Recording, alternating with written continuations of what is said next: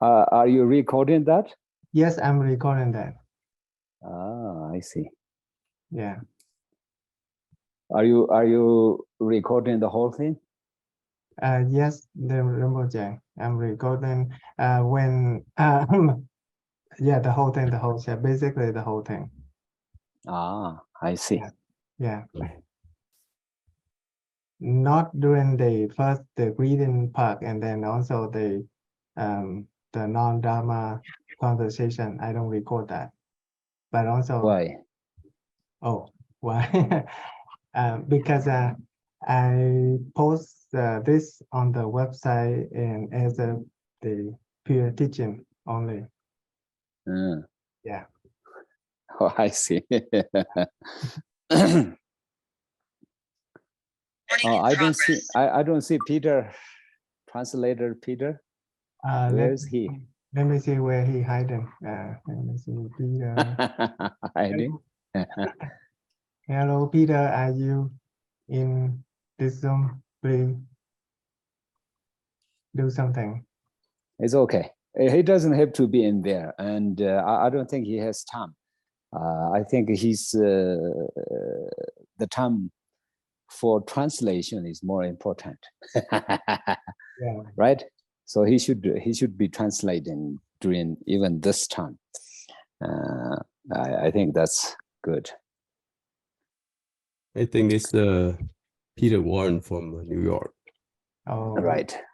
Yeah. Where's the Lamadat? I'm on page 1, membership.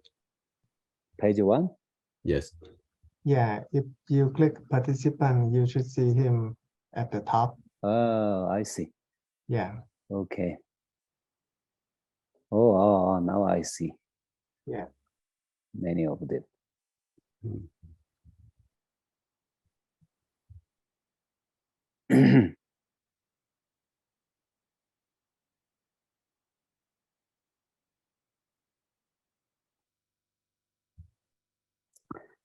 So we will talk on the subject continually, and the melody sound or the laughter of the Vajradharas of the 3 lineages. This is a book for introducing the great book by Hungkar Rinpoche, the word of my perfect teacher. And that book is a very important book for us to practice Dharma.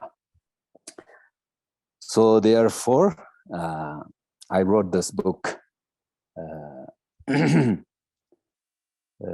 in a sort of shorter way, and may not be more simple, but I try to make this book as simple and short for people like you guys who are busy and who have no time, not very much time to practice Dharma, but you have to do many other things for your life and for your family members. So therefore, this was my motivation to compose, to write this book. Hôm nay thầy sẽ that has a result that's really beneficial for your path. So, but we will go through all of these one by one. And today is the part for the first part to pay homage to the Buddhas, to the Dharma, and to the Sangha of this lineage, or to the lineage masters, lineage lamas. Thì nếu mà chúng ta coi cái mục lục của cái cuốn sách này đó thì thấy rất là nhiều vấn đề đấy, và nhiều vấn đề đều là nhiều cái mục là đều quan trọng và liên quan tới Phật pháp, và nói đến cái kết quả hay là cái ích lợi cho mọi người trong cái việc tu hành. Thì hôm nay thầy sẽ giảng cái phần đầu của cái bộ này, tức là phần kính lễ. Thì trong đây phần kính lễ Tam Bảo, Phật pháp tăng, và kính lễ các vị tổ của cái dòng truyền thừa.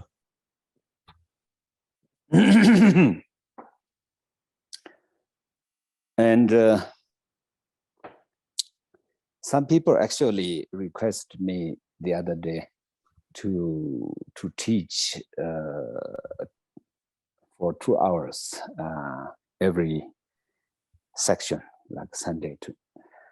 Yes, I will try. I will do that sometimes, probably not all the time, not every time, but we can do that.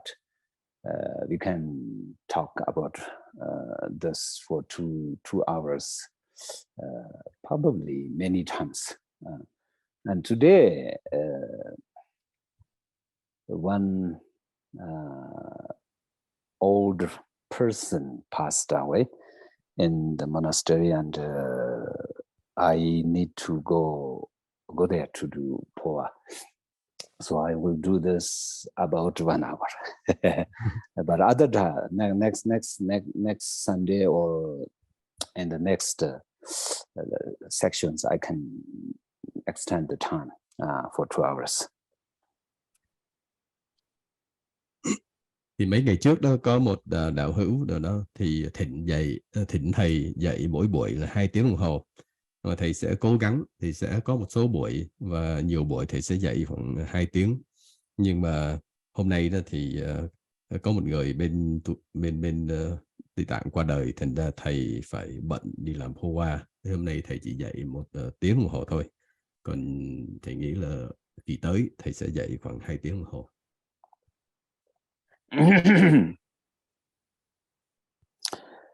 And I also think it's maybe if it's too long, probably it's not very convenient for people because people are busy, and Sunday is the probably only day they can rest, and therefore I think it's okay not to be too long each section. That's probably more suitable for more people. That's what I think. But we can do like 2 hours sometimes. Thì thầy nghĩ là nếu mà dạy dài quá đó sẽ tốn thì giờ và bất tiện cho số người, bởi vì ngày Chủ nhật là cái ngày để nghỉ ngơi sau tuần làm việc. Thì như vậy thì thầy nghĩ là nếu mà dạy ngắn đó, sẽ tiện hơn cho số đông.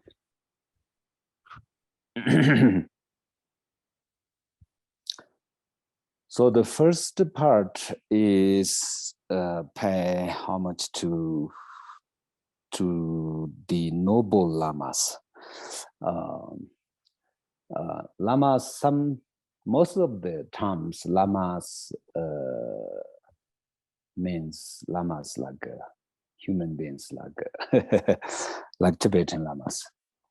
But here, probably lamas, we see Buddha Samantabhadra or Vajrasattva. We call them Lama Vajrasattva, Lama Samantabhadra, and you can say that, and you can think that Samantabhadra is a lama, because lama means highest, right? Highest qualified master, something like that. So Samantabhadra, of course, and Vajrasattva, they have that quality. And lama, another meaning of lama is very compassionate, has a lot of compassion for sentient beings. So therefore also lama. the meaning of Lama is sometimes it represents compassion. So the the two parts, right? Two things and two qualities that make someone who is a Lama is one is wisdom and one is compassion. So someone who has a lot of wisdom and a lot of compassion, they are Lamas.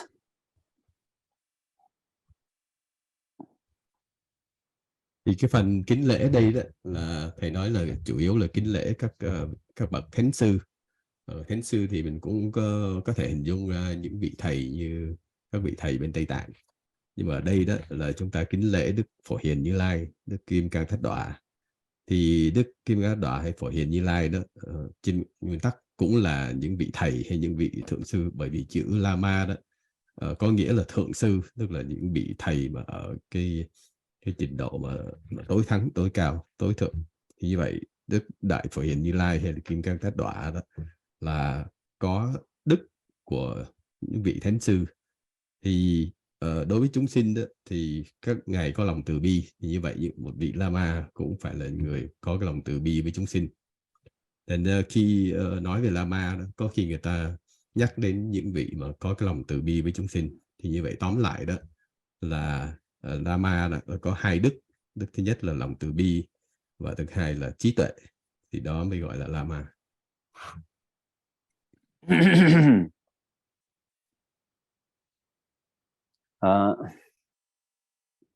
So I pay homage and go for refuge to the noble Lamas who have great non-dual compassion. This is a compassion, of course. Usually, it's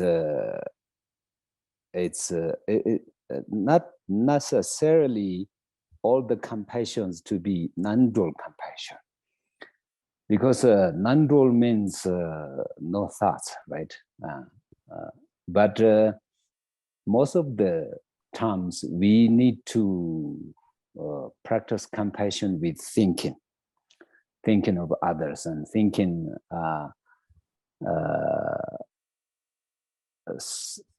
to wish to wish that to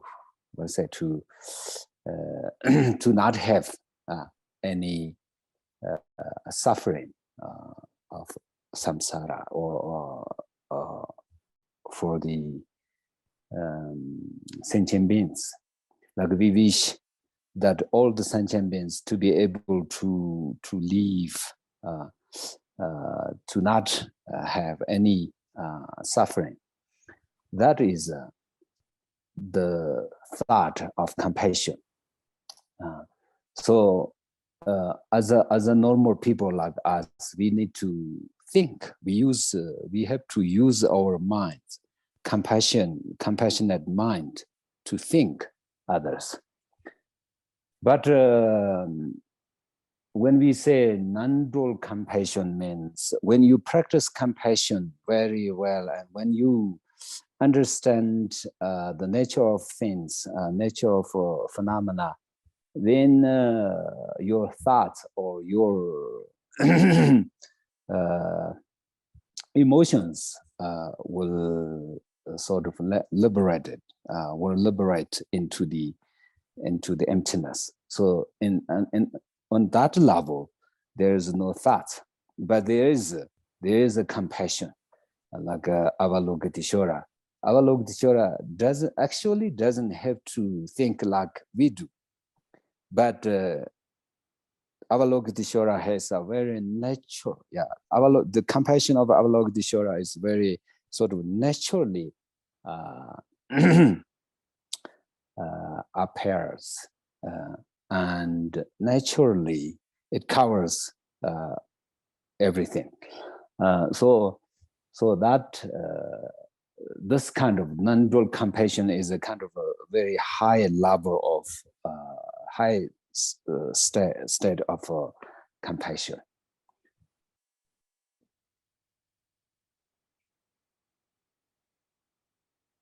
Trong cái phần mà kính lễ đó, thì nếu mà quý vị nhận được cái tài liệu kỳ trước đó, là cái đoạn đầu 4 câu đó, thì thầy có viết là thầy kính lễ con đảnh lễ hay là kính lễ quy y chư vị thánh sư là những bậc có tâm đại bi bất nhị. Thì như vậy đó là ở đây không có phải là cái từ bi hay cái tâm từ bi bình thường, mà cái tâm từ bi bất nhị. Bởi vì cái người thường như chúng ta khi mà tu để phát triển lòng từ bi đó, thì chúng ta đều nghĩ và nghĩ tới chúng sinh, rồi phát cái tâm là từ bi, cái lòng từ bi muốn cho tất cả chúng sinh đều thoát khỏi khổ não, thoát khỏi khổ não của luân hồi. Thì như vậy tất cả chúng sinh chúng ta đều mong cho được thoát khỏi khổ não của luân hồi. Nhưng mà cái từ bi này đó chưa hẳn là từ bi bất nhị. Bởi vì khi chúng ta tu tập từ bi, chúng ta còn phải nghĩ, chúng ta còn phải tưởng tượng ra, rồi cầu mong cho tất cả chúng sinh đều thoát khỏi khổ não.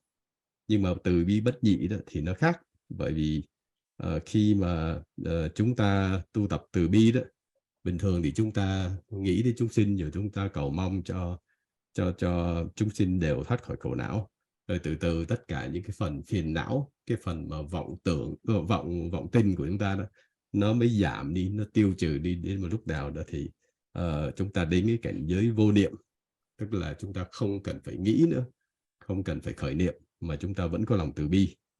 Vì vậy cái lòng từ bi đó giống như ngài Quan Âm đó, ngài Bồ Tát Quan Âm, khi mà ngài cái lòng từ bi của ngài đó, ngài không phải khởi niệm, phải nghĩ cầu mong cho chúng sinh gì hết, mà cái lòng từ bi đó nó đã tự nhiên có, tức là nó bao trùm hết tất cả mọi khía cạnh của cái lòng từ bi. Thì đó là cái lòng từ bi gọi là từ bi bất nhị, vô niệm. Đó là cái lòng từ bi cao nhất, gọi là tâm đại bi.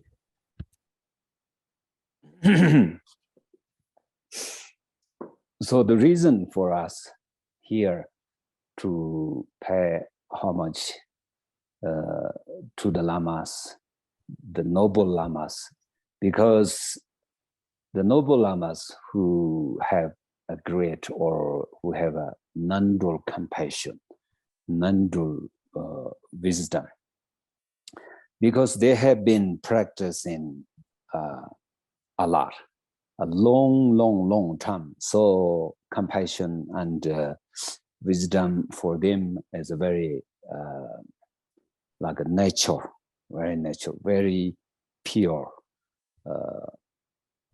Not like us. We as we have to push ourselves to think, right? Otherwise, many times we forget and we make mistakes, and we probably be harmful to others when we forget to be compassionate. Because we are forgetful, because we have not been practiced a lot.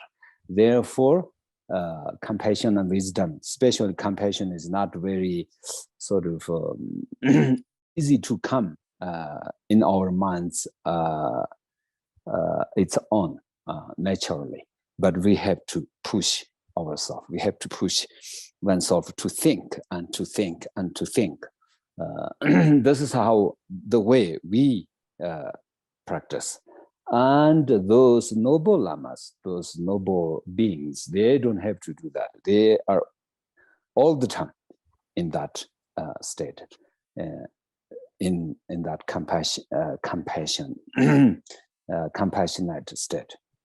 So therefore, this is the differences between noble lamas and we. So therefore, we need to pay homage to the noble lamas, because they have greater qualities that we don't have. Because of that, we pay homage to them.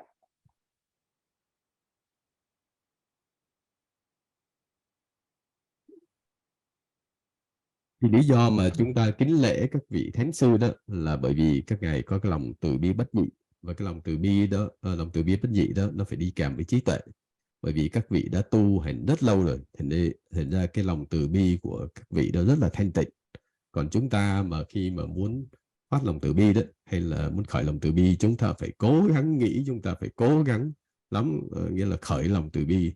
Nhưng mà tuy là như vậy, ngay cả bên Tây Tạng có những người cũng tu tập cái lòng từ bi để phát triển lòng từ bi, nhưng mà cũng có khi họ cũng có cái tâm khởi lên cái tâm hại người hay là hại người khác. Thì như vậy cái lòng từ bi mà từ bi mà có trí tuệ đó, tức là nó mới là cái từ bi bất nhị. Còn chúng ta đó là chúng ta phải cố gắng tư duy suy nghĩ, giống như là cố gắng phải kêu là nặn ra cái lòng từ bi trong lòng chúng ta đó. Còn các vị thánh sư thì các vị không cần cố gắng gì, mà bởi vì cái lòng từ bi của các vị nó rất tự nhiên, đó mới là cái lòng từ bi bất nhị có sẵn rồi. Thì như vậy các vị thánh sư khác với chúng ta là gì? Các vị có lòng từ bi bất nhị rất là tự nhiên, còn chúng ta phải cố gắng lắm rồi mới phát triển được lòng từ bi. Thành vì lý do đó, các vị mà thánh sư có những đại công đức như vậy, thành ra chúng ta quy y và kính lễ các vị thánh sư.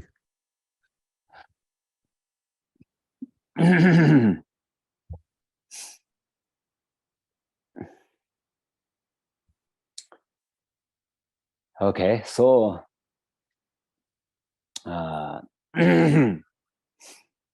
so this non-dual, or sometimes we say non-conceptual compassion, a compassion that has no concepts, something like that, means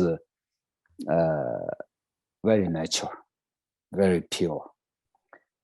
Sometimes we say pure, not pure. Why it's not pure? Because it's created by our emotions or thoughts. But when something is not created by emotions or thoughts, that's real, pure. So we need to be a compassionate person that has a non-dual compassion. That means you always are compassionate without trying very hard, but always very compassionate. This is what we want, and that for that reason we have to try and try and try. Thì cái lòng từ bi mà kêu là vô tướng hay vô niệm đó là cái lòng từ bi rất tự nhiên và rất thanh tịnh của các vị thánh sư. Thì tại sao gọi là thanh tịnh? Bởi vì các vị đó, cái lòng từ bi các vị đó không do phiền não, không do vọng tưởng, không phải cố gắng mà phát, thành đó gọi là thanh tịnh. Còn chúng ta đó thì chúng ta phải cần phát triển cái lòng từ bi đó, được nghĩa là vô niệm vô tướng.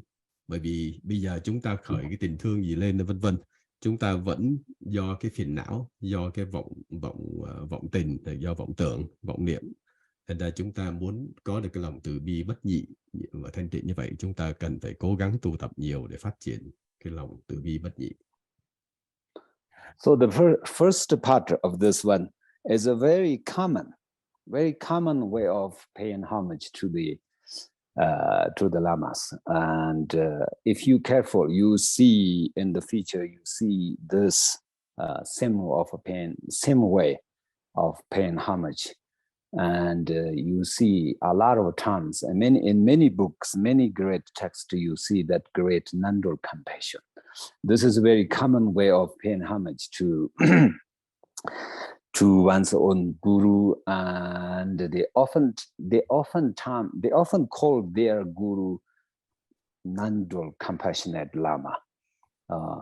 That's something very common way of calling the guru in Buddhist and especially in Tibetan Buddhist tradition. Thì cái đoạn đầu 4 câu đó là những cái ý nghĩa rất là phổ biến và trong phần kính lễ mà chúng ta có thể tìm trong những bộ kinh sách đều nói về cái lòng đại bi bất nhị này. Và đôi khi chúng ta gọi guru hay là bổn sư chúng ta là vị thầy từ bi, thì đó là cái ý nghĩa mà rất phổ biến trong các bộ sách hay là kinh sách chúng ta gặp.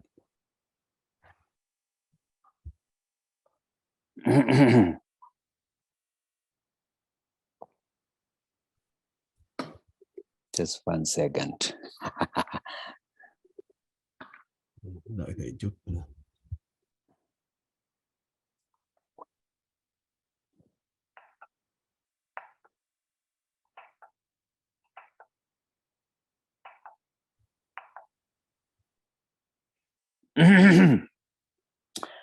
And the second part of this same thing. I pray that the root and the lineage lamas give their blessing and make my rating beneficial. This is a very common way of pray for the lamas to get blessing from them, so that whatever we do, that is beneficial. Because as a Buddhist Dharma practitioner, we often have to think of the Guru, or we often have to think of the three jewels to do whatever. We pray for them to do things beneficial, and to do things without any obstacles. This is a reason, and there is a reason for the writers or Dharma practitioners to pray their root lama or the lineage lamas.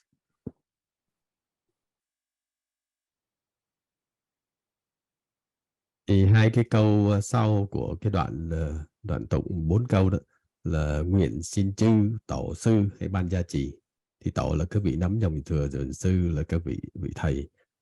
Xin nguyện chư tổ sư hãy ban gia trì cho bộ luận giải này đem lại lợi ích.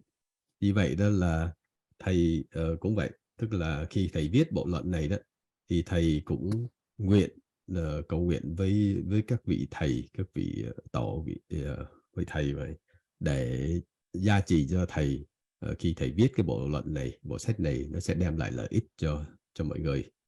Thì như vậy đó là cái điều rất thông thường, bởi vì cái người tu hay người hành giả đó là khi làm cái gì đó, thông thường người ta đều nghĩ tới Tam Bảo, tới Bổn Sư, vân vân, thì để giải trừ những cái chướng ngại trong những công hạnh của mình.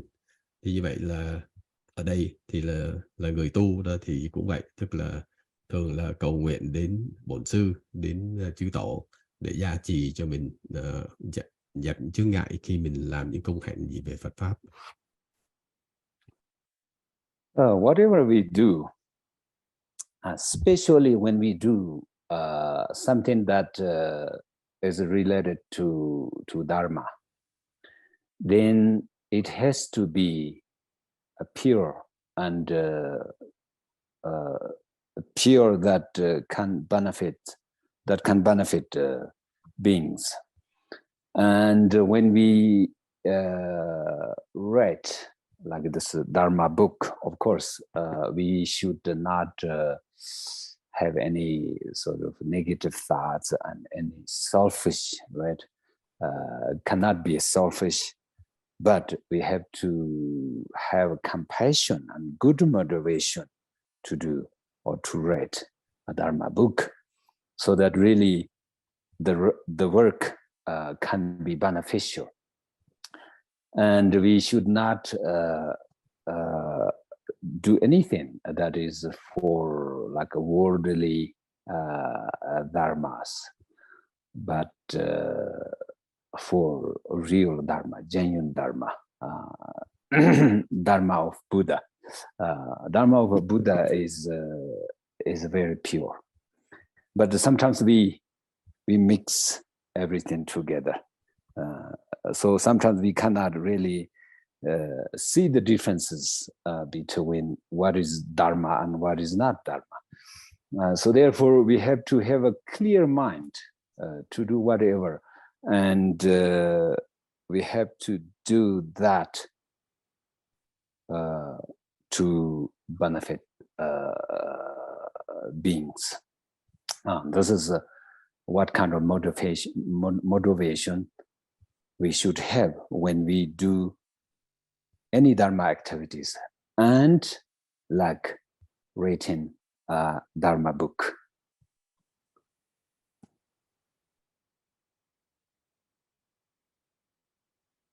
Thì khi chúng ta làm bất cứ việc gì cũng vậy, nhất là làm Phật sự, thì chúng ta đều phải có tâm thanh tịnh với cái động lực để làm lợi ích cho chúng sinh. Thế nên khi mà thầy viết cái bộ luận này cũng vậy, thầy cũng phải là giữ cho cái tâm thanh tịnh với mục đích để lợi ích chúng sinh. Thì như vậy khi chúng ta làm việc gì cũng vậy, nhất là việc Phật sự hay Phật pháp, thì trên hết là phải cần trừ bỏ cái lòng ích kỷ, vân vân. Và cái động lực của chúng ta phải vì cái lòng từ bi thanh tịnh, thì như vậy nó mới lợi ích cho chúng sinh. Không nên làm việc gì mà dính chuyện này chuyện kia. Thí dụ đôi khi chúng ta làm việc Phật sự mà chúng ta không phân biệt được chuyện nào chuyện đạo, chuyện đời, nó lẫn lộn tùm lum trong đó. Thành ra như vậy chưa chắc cái chuyện chúng ta làm hay chuyện Phật sự mà nó hoàn toàn vì Phật pháp. Thành ra nếu chúng ta làm mà chúng ta không rõ ràng, không biết cái động lực mình như thế nào thì không nên. Thì như vậy là chuyện đạo hay chuyện đời nó phải phân biệt rõ ràng, và phải giữ cho cái động lực khi mà chúng ta làm việc Phật sự Phật pháp đó, nó phải thanh tịnh. Thì như vậy nó mới là, thí dụ như viết một cái bộ sách, bộ luận như thế này thì cũng vậy, tức là phải có cái động lực thanh tịnh và từ bi để giúp ích cho chúng sinh. So of course, when I start doing or writing this book, I wished that really this book will benefit people who have a dharma or karmic connection with us, with our lineage, with lamas, and therefore I prayed my root lamas or gurus and the lineage lamas to really give me a blessing or a wisdom to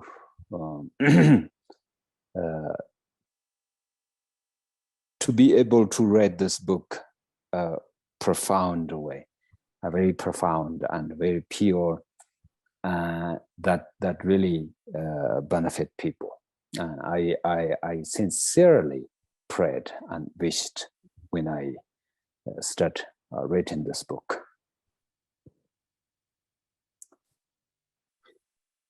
Thì đương nhiên cũng theo cái nguyên tắc là thì khi thầy viết cái bộ luận này đó, thì thầy cũng phát tâm, tức là làm lợi ích cho những ai có duyên với cái dòng truyền thừa, vân. Thì như vậy thầy cũng cầu nguyện với các vị tổ, các vị sư, các vị bổn sư mình, để thầy viết nên cái bộ luận này với cái ý nghĩa sâu sắc và làm ích lợi cho cái người đọc.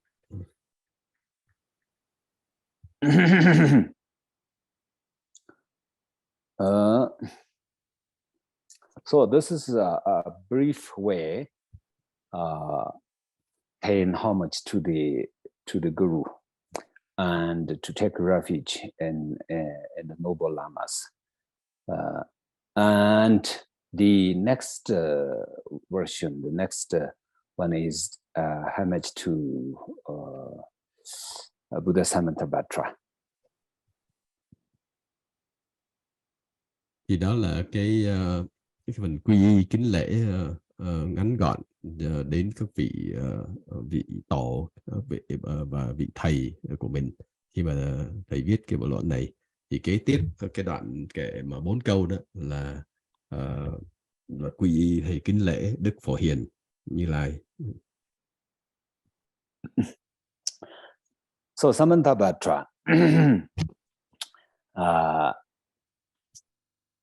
in the Buddhist tradition, there's a Bodhisattva Samantabhadra, and in the Mantrayana, the old system, the old tradition, or the old Mantrayana or Nyingma tradition, there's also the Buddha Samantabhadra, which is the first Buddha of all the Buddhas in the three terms. And it basically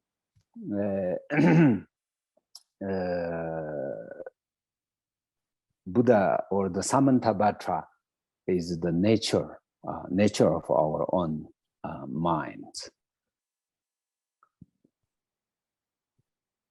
Thì nói cái đoạn kể kế tiếp đó, nói về đừng khởi niệm thiện ác, quán đến Phổ Hiền. Thì đây khi mà nói Phổ Hiền đó, thì Phật giáo bên Hiền giáo đó thì hay nghĩ tới là Đức Phổ Hiền Bồ Tát. Nhưng mà nếu nói theo Mật giáo, cái dạng nhất là dòng Cổ Mật đó, thì lại nói đến Đức Đại Phổ Hiền Như Lai, tức là Đức Phật Phổ Hiền. Thì như vậy Đức Phật Phổ Hiền ở đây đó, theo Mật đó, với cái nghĩa là chính là thực tánh của chúng ta, hay là chân tâm của chúng ta, thực tánh của chúng ta. Thì đó là đại diện bằng Đức Đại Phổ Hiền Như Lai.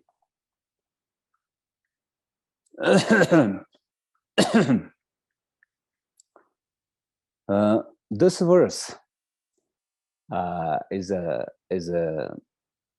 a different sort of a very different one for most ratings, and practicing Samantabhadra, or to see Samantabhadra, is the same way to see one's own nature. So therefore it says, look without thoughts of good or bad at the nature of Samantabhadra. So what is Samantabhadra, and how to see Samantabhadra is look Samantabhadra without any thoughts, or good or bad thoughts means no thoughts. And then what is Samantabhadra, the quality or the nature of what is like the Samantabhadra's nature is the indistractable nature of the mind. That's one quality of Samantabhadra. Another quality is the state of clarity and completely clear of the concepts that elaborate dualistic appearances. They all providing sameness of samsara and nirvana within luminosity. So it actually basically means Samantabhadra is the nature of the mind that is indestructible, and it's the state of clarity of the mind, and also very clear of the concepts or dualistic part. But also when we see things, when we hear things, but when we are in the nature of the mind, we do not have any thoughts, any dualistic thoughts. When you see things, when you hear things, but your mind is in the nature. Your mind is not moving. Your mind is in the within the luminosity. So Samantabhadra is basically the same meaning of luminosity, or same meaning of the nature of the mind. And in that state, there's no differences. Everything is the same, like samsara. There's no samsara actually. There's no nirvana within the luminosity. Therefore, everything is same to that state. So that is Samantabhadra.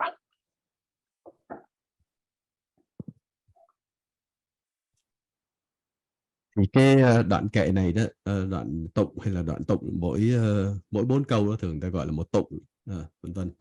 Thì trong cái đoạn tụng này đó rất khác với những cái đoạn tụng khác, là đây nói về đừng khởi niệm thiện ác, quán đến Phổ Hiền, vân vân. Thì như vậy quán đến Phổ Hiền là gì? Là để ngộ được cái thực tánh của tâm, hay thực tánh của Đức Phổ Hiền Như Lai chính là thực tánh của tâm. Thì như vậy ở đây đó là cái thầy viết là gì? Tức là đừng khởi niệm thiện ác, quán thánh phổ hiền. Như vậy ở trong cái cảnh giới này đó, tức là không có cái niệm khởi niệm thiện ác lên, mà không có khởi niệm thiện ác, tức đồng thời với chúng ta trong tâm chúng ta không có tạo tác thêm cái này cái nọ, vọng tức là vọng tưởng nữa, một cái nghĩa của vọng tưởng. Thì như vậy tánh của Đức Phổ Hiền chính là gì? Chính là cái tánh bất hoại và cái tánh quang minh. Quang minh thì phải giải thích đến chút. Quang tức là ánh sáng, minh là cái sự sáng. Như vậy quang minh là sự sáng của ánh sáng, tức là cái tâm mình nó có cái khía cạnh là quang minh, tức là nó chiếu sáng, thì như vậy nó mới thấy rõ được các pháp. Thì vậy ở trong cái cảnh giới vô tác vô niệm này đó là như vậy, đó là tâm chúng ta không khởi niệm, tự nhiên nó không có khởi niệm và nó không có tạo tác ra cái gì hết. Như vậy cái thực tánh của tâm tức là cái tánh bất hoại và cái tánh quang minh của tâm. Và khi trụ trong cảnh giới này thì chúng ta không, tức là cái cảnh giới bất động, không có khởi niệm, không có cái tướng của nhị nguyên. Thì như vậy khi chúng ta trụ trong thực tánh thì tâm chúng ta sẽ vô niệm, sẽ bất động và nó tỏa sáng. Đó là cái khía cạnh quang minh, đó chính là thực tánh của tâm. Và nó tất cả các pháp nó đều bình đẳng, nó không có luân hồi, không có niết bàn. Đó là cái sự bình đẳng của các pháp khi chúng ta trụ trong cái cảnh giới thực tánh của Phổ Hiền, tức là cũng chính là thực tánh của tâm chúng ta. So anyway, this the reason for us to pay homage to Samantabhadra at the beginning, at the very first of this book, is because the first lineage Buddha or lineage Lama of this lineage or our lineage is Samantabhadra. Lý do mà chúng ta kính lễ Đại Phổ Hiền Như Lai ngay từ đầu cái bộ sách này đó, bởi vì chính ngài chính là vị sơ tổ hay là vị tổ của cái dòng truyền thừa này. So and Samantabhadra, or the nature of the mind, our own nature is unconditioned or free from mental complexities, something like that. So it's a free from concepts, and it's the real emptiness. So that is Samantabhadra. Thì tánh của Đức Phổ Hiền Như Lai chính là thực tánh của tâm của chúng ta. Thì trong cái cảnh giới này là cái cảnh giới vô niệm, vô tướng, tức là nó không có khởi niệm, không chấp tướng gì vân vân. Và đây chính là cái cảnh giới không, tánh của tánh không. So the second verse is pay homage to Vajrasattva. So we can also say that this is the second Buddha in our lineage. And I bowed down to glorious Vajrasattva because everyone probably is familiar to Vajrasattva because we practice Vajrasattva as often as possible, right? So I believe that a lot of people practice Vajrasattva in their daily life. And it is also very important that to practice Vajrasattva to pure oneself, to purify one's own negativities. So this is a great and very powerful Dharma practice.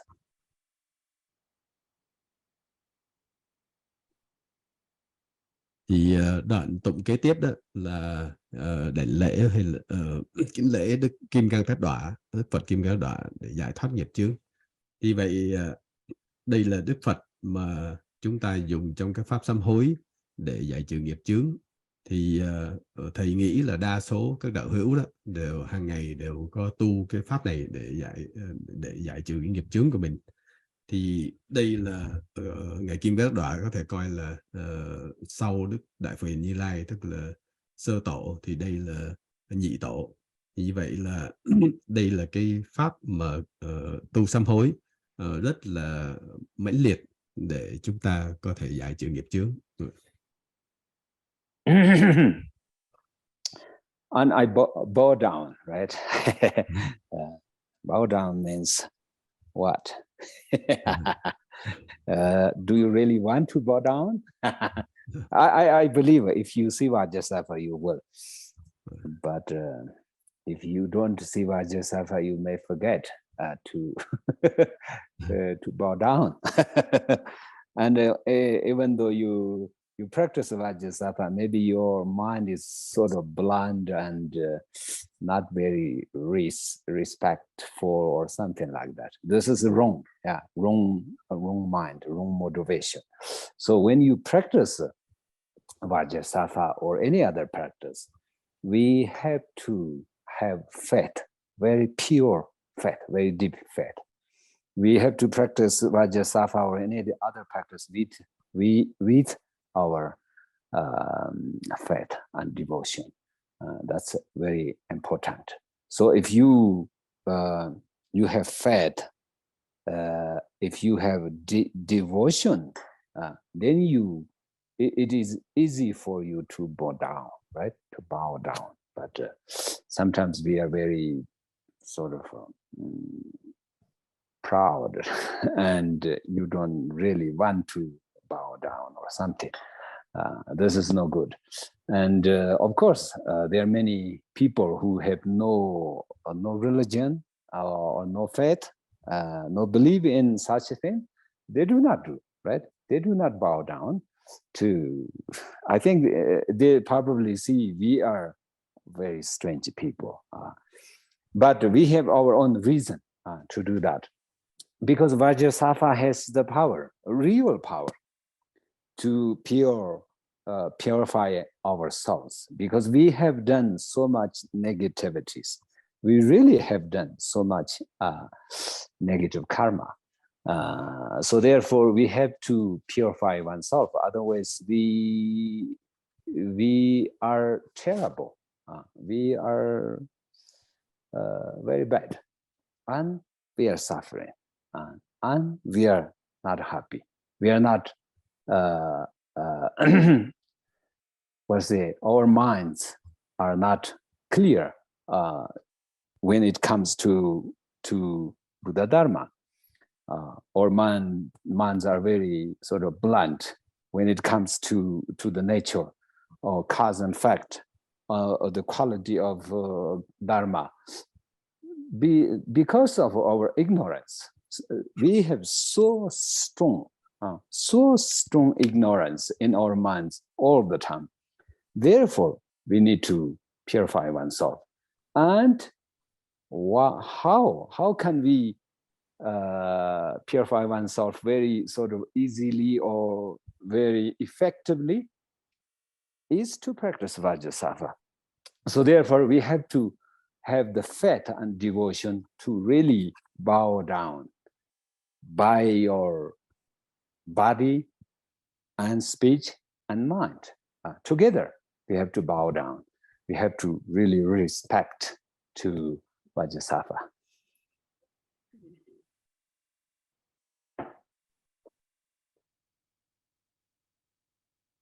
Thì cái đoạn tụng này đó là nói cái câu là đảnh lễ Đức Kim Cang Đọa đấy, giải thoát nghiệp chướng, vân vân. Thì tại sao phải đảnh lễ? Đảnh lễ đây có nghĩa là khi mà lạy xuống đó, đầu chạm đất thì gọi là đảnh lễ, vân vân. Hay là có khi đó là gọi là đảnh lễ. Thì vậy nếu chúng ta tu Kim Cang Đọa đó mà chúng ta thờ ơ, chúng ta coi thường, không có cái tín tâm, không có cái lòng thành, không có tín tâm thanh tịnh đó, thì chúng ta sẽ không đảnh lễ. Cũng giống như những người bình thường đó, người ngoại đạo thì hay là người không có tôn giáo thì họ chẳng có niềm tin gì hết, thì như vậy họ sẽ gặp Kim Cang Đọa, họ sẽ không có đảnh lễ. Nhưng mà thầy tin là chúng ta ở đây, các đạo hữu đây, nếu mà gặp Đức Kim Cang Đọa thì sẽ đảnh lễ. vân vân. Nhưng mà bởi vì sao? Bởi vì Ngài Kim Cang Tát Đọa có cái năng lực để giải trừ hay thanh tịnh cái nghiệp chướng của chúng ta.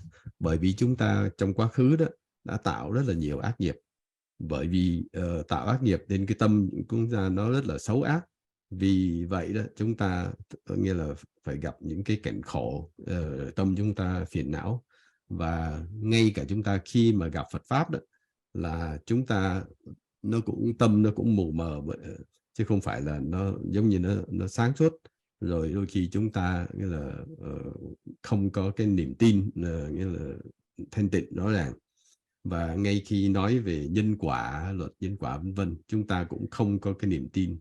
Thì bởi vì tâm ta thường là vì cái nghiệp ác chúng ta đã tạo, thành ra nó có nhiều cái vô minh, có nhiều cái phiền não. Đó.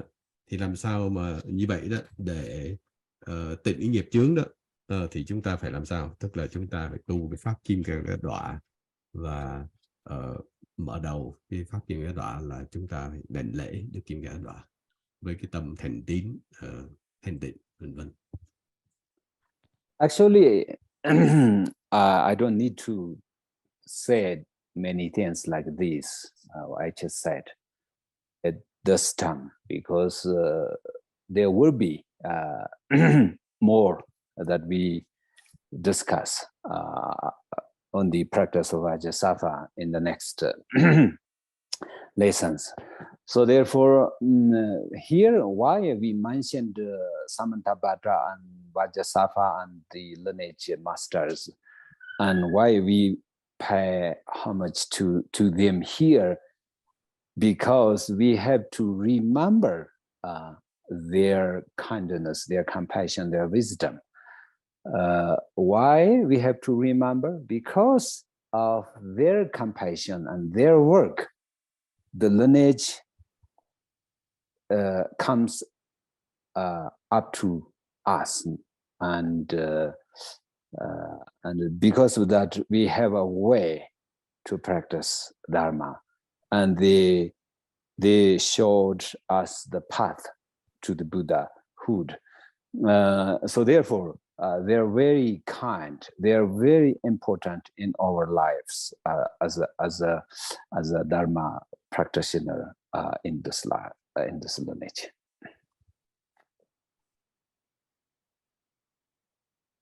Đúng là thầy cũng không cần nói về Ngài Kim Cang Tát Đọa trong cái khía cạnh mà tịnh nghiệp này, bởi vì khi mà chúng ta trong bộ luận này có cái phần mà pháp tu Kim Cang Tát Đọa thì ở đó sẽ giải thích kỹ hơn. Nhưng mà đây là cái phần kính lễ đó, thì chúng ta cần nhớ nghĩ đến cái lòng từ bi của các ngài trong cái dòng pháp.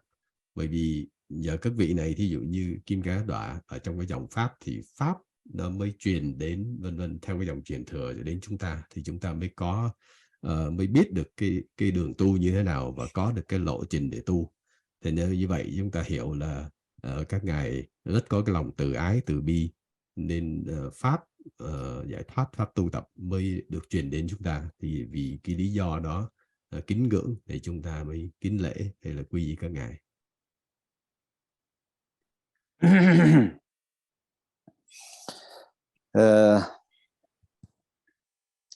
So Vajrasattva, who liberates from obscurations and propensities. And if we practice Vajrasattva, then we can liberate oneself from obscurations in the mind. Obscuration in the mind means that ignorance and negative thoughts or conceptual thoughts. Because we have so much thoughts in our mind is obscured. Because of that thoughts, we don't see our nature, because the nature is covered, obscured by thoughts. Therefore, through the practice of Vajrasattva, we are able to liberate oneself from obscurations and propensities. Propensities means a sort of negative habits, right? That sometimes we naturally think this way, and it's very difficult to change. We see our own personal things very important, and we see oneself and those people who are very close to oneself are very important, and we don't see very important other people, other beings. This is a habitual tendency, propensity. So therefore, it's very difficult to change this kind of habits, and it's not good. Because of that habits, we are always being very selfish, and we are not able to be a pure or a great bodhisattva.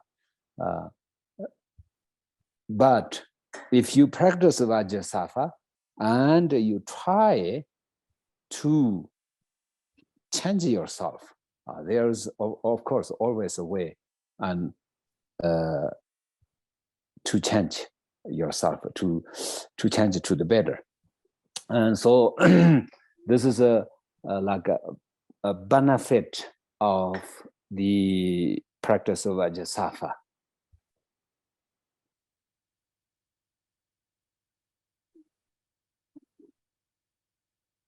Thì pháp Kim Cang Tát Đọa đó là cái pháp để chúng ta có thể thanh tịnh nghiệp chướng và thanh tịnh những cái ác nghiệp của chúng ta đã tạo. Bởi vì khi chúng ta tạo nhiều cái nghiệp chướng vân vân, thì tâm chúng ta thường là vô minh, và chúng ta cứ khởi lên những các niệm, và chúng ta cứ khởi lên những cái vọng tưởng vân vân, rồi vọng tướng. Vì vậy đó là vì đã vì chúng ta tạo ác niệm như vậy đó, thì tâm chúng ta lúc nào cũng phiền não vọng tưởng. Vì phiền não vọng tưởng, chúng ta không có ngộ được cái thực tánh, hay không kiến tánh, ngộ được thực tánh của tâm của mình.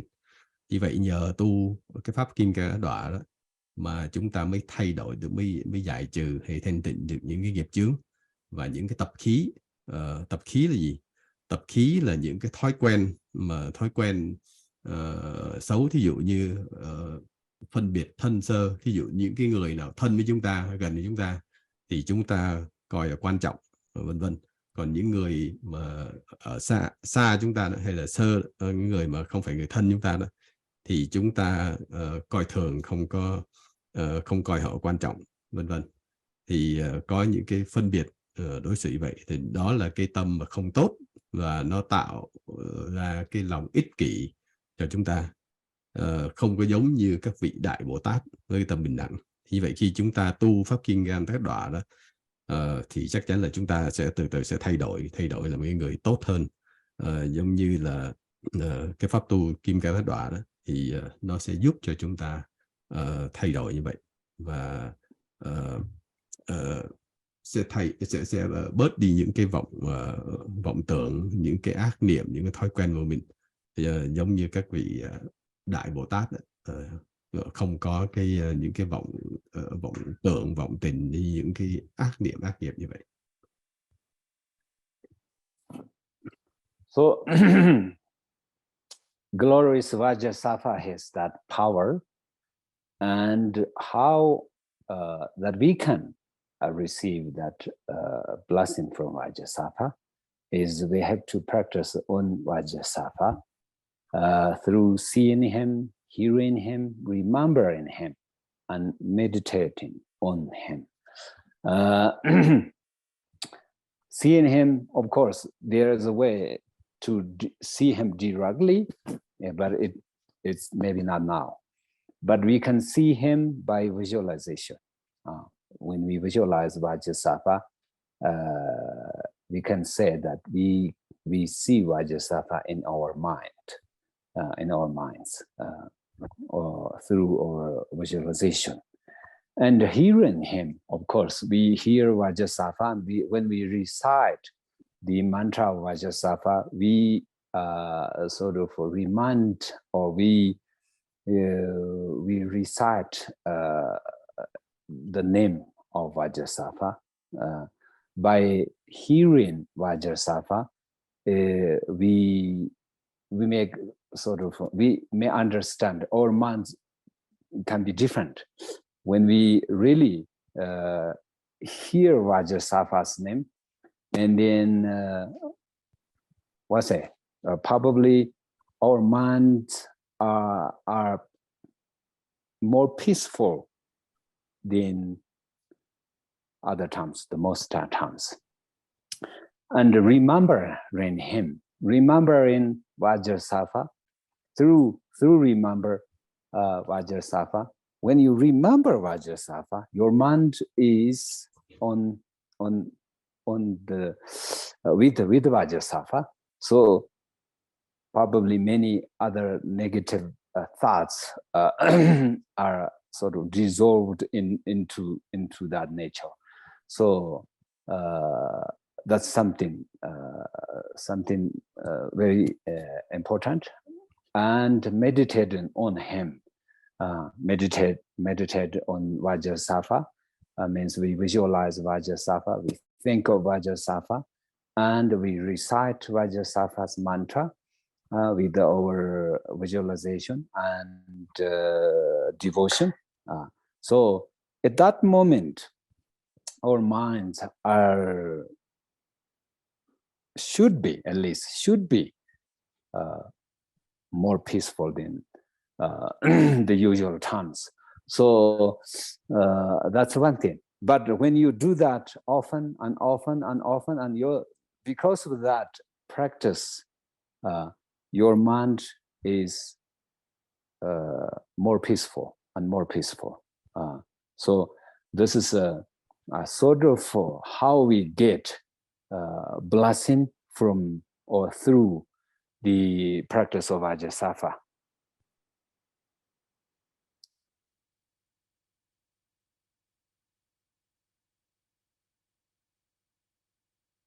Thì cái đoạn tụng kế tiếp đó là cho những ai thấy nghe nhớ nghĩ thiền quán về Ngài, vân vân. Vì vậy thấy nghe nhớ nghĩ vân vân là như thế nào? Thí dụ như Đức Kim Cang Thất Đọa đó là chúng ta có cách thấy Đức Kim Cang Thất Đọa, nhưng mà bây giờ đó là chúng ta chưa đến giai đoạn đó, nhưng mà bây giờ đó thì chúng ta có thể thấy Đức Kim Cang Thất Đọa bằng cách gì? Chúng ta quán tưởng về Đức Kim Cang Thất Đọa, về thân tướng của Ngài. Còn nghe đó là sao? Nghe là khi chúng ta tụng chú, tụng hồng danh của Kim Cang Thất Đọa, vân vân, thì tâm của chúng ta nó sẽ an lạc hơn, vân vân. Rồi nhớ về Ngài Kim Cang Thất Đọa là như thế nào? Là khi mà chúng ta nhớ về Ngài Kim Cang Thất Đọa đó, thì cái tâm của chúng ta phải giống như từ từ nó sẽ thuận hợp với Ngài Kim Cang Thất Đọa. Thì nhờ thuận hợp với Ngài Kim Cang Thất Đọa, tâm chúng ta nó sẽ giống như là gì? Nó sẽ là các niệm nó sẽ tan biến đi từ từ, và nó giống như là từ từ nó hòa nhập tâm với Ngài Kim Cang Thất Đọa, vân vân. Còn thiền quán về Ngài Kim Cang Thất Đọa là gì? Là khi chúng ta vừa quán Ngài Kim Cang Thất Đọa, chúng ta nhớ nghĩ Ngài, chúng ta tụng chú hay là tụng hồng danh Kim Cang Thất Đọa với cái lòng thành tín, thì tâm của chúng ta tu tập như vậy đó, nó sẽ từ từ nó an lạc hơn, và chắc chắn là nó sẽ an lạc hơn lúc bình thường. Thì như vậy do tu tập pháp Kim Cang Đọa, tâm chúng ta sẽ an lạc hơn, và chúng ta đó là cái cách mà chúng ta nhận giá trị của từ Ngài Kim Cang Thất Đọa.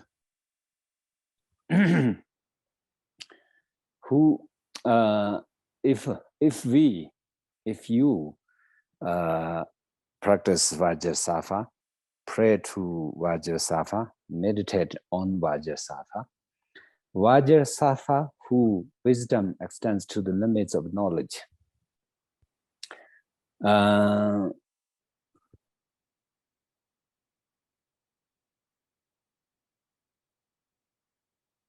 This means whose wisdom Vajrasattva extends his wisdom to us, gives his blessing to us. We receive blessing from Vajrasattva, wisdom extends to us means we are more becoming more like have more wisdom, and our minds are more clear. Our minds are more smart when it comes to Buddha Dharma. Even though many people are usually very knowledgeable and smart, but when they come to Dharma, their minds are not that smart because they don't understand very well. And sometimes they don't believe such things like these things, and that doesn't mean they're very smart, but their ignorance are very heavy. Because of that, they don't see the quality or see the reason, and they don't believe, they don't accept. So whose wisdom extends to the limits of knowledge means our knowledge, our wisdom is limit, is small. So therefore,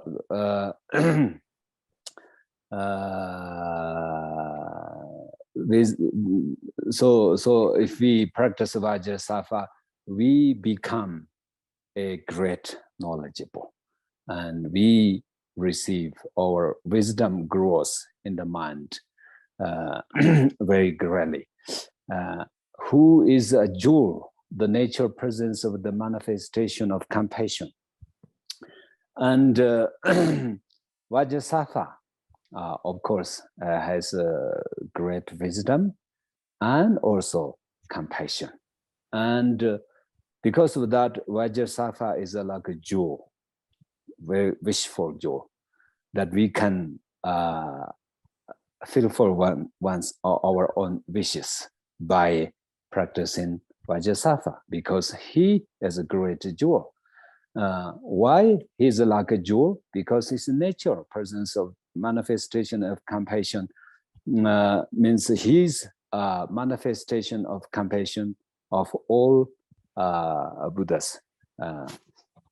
So therefore, he has a lot of compassion and wisdom.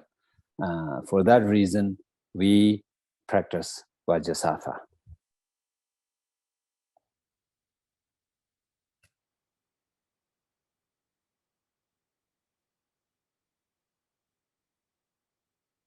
Thì cái câu kế tiếp đó là trí tuệ Ngài trải rộng đến tận biên tế tri kiến đó, tức là gì?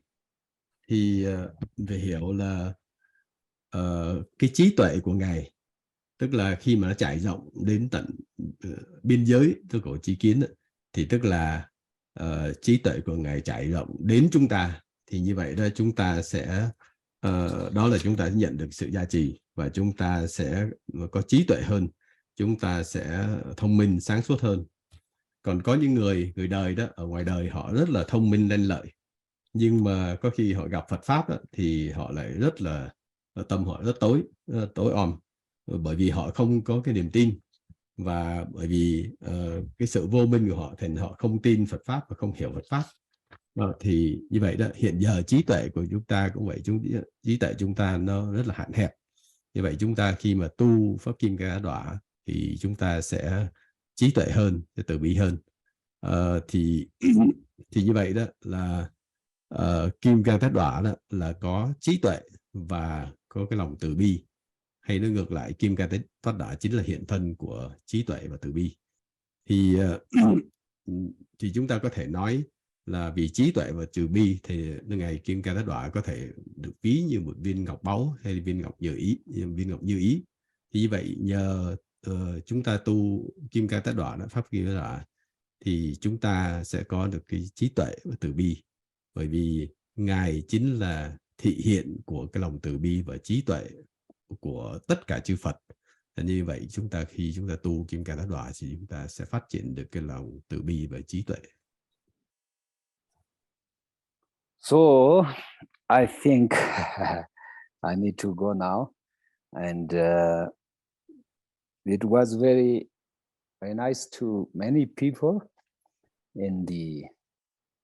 through the internet. I see a lot of familiar faces there, and I appreciate, and I'm very happy to see all of there that I see you directly, something like that. So, and I also see Peter in New York is wearing his yogi clothes and sit there very lucky yogi. Very good to see that.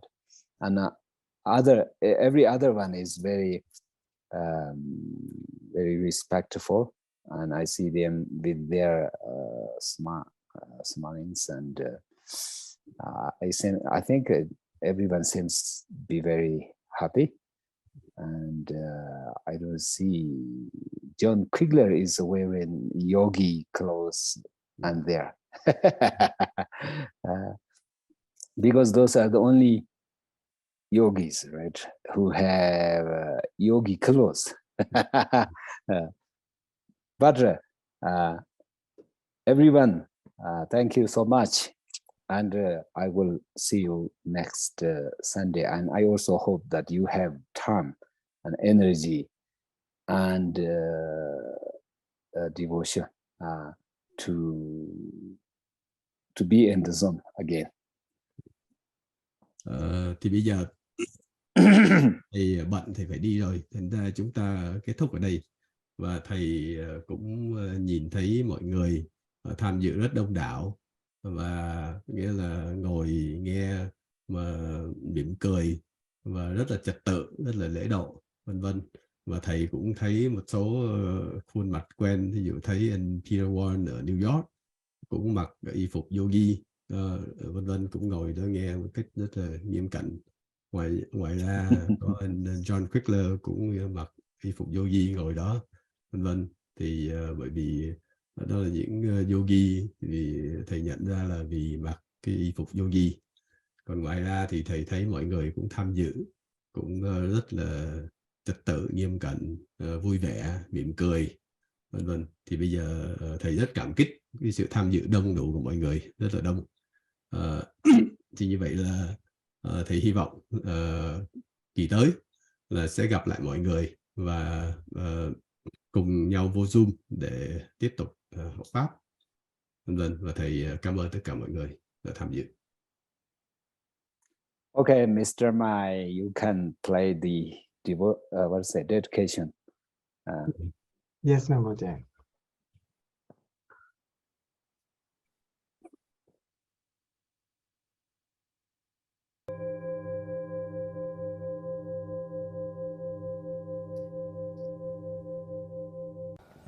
Sonam Dei Tamcha Zikpa Nye Tobne Nye Be Darna Panshe Jang Jirga Nanchi War Lo Chu Sobin Solin Roa Durwa Sho Shanchu Semcho Rinpoche Marchi Barna Ji Jer Ji Ji Ba Nyambar Me Ba Yang Kongni Kong Perwar Sho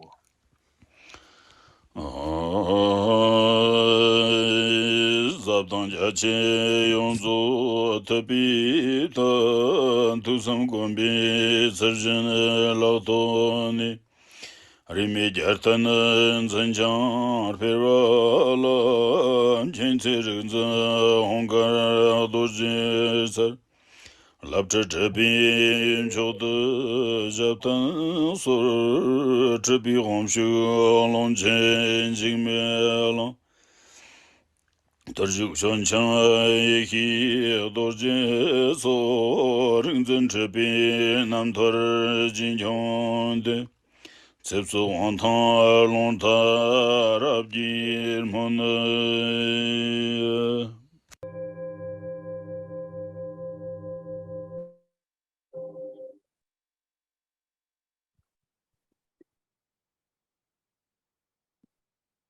Thank you. Thank you for teaching Rinpoche. Thank you, Rinpoche. Thank you, Rinpoche. Thank you, Rinpoche. Thank you,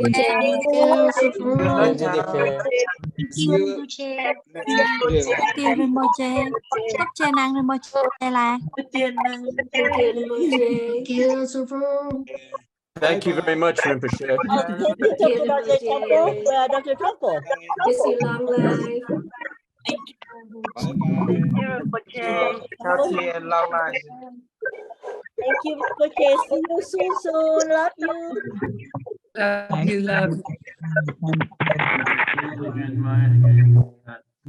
Cảm ơn anh Đạt Tỷ, chúc anh Đạt Tỷ, chúc anh Mai ạ. Chúc mọi người ạ.